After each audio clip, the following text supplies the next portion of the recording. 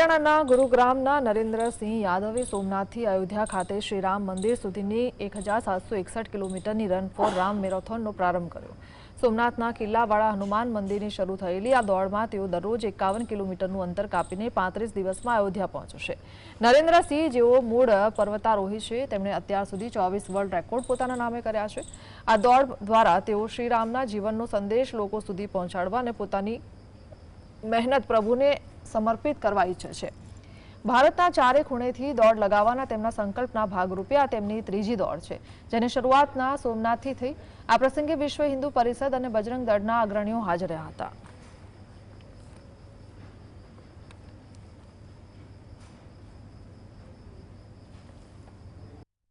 एक प्रस्थान कार्यक्रम हतो। विश्व हिंदू परिषद अने अशोक सिंहजी सिंघल फाउंडेशन ट्रस्ट द्वारा रन फॉर राम नो कार्यक्रम आयोजित थयो हतो।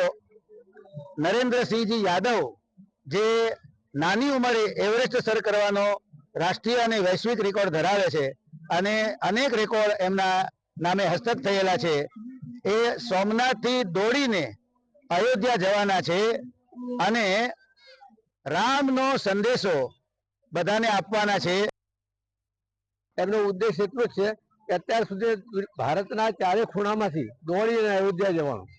ए पहेला काश्मीर थी पण त्यां दौड़ीने अयोध्या गयेला छे, पछी रामेश्वर थी दौड़ीने पण अयोध्या गयेला छे अने अत्यारे हवे सोमनाथ थी अयोध्या तरफ दौड़ीने जई रह्या छे।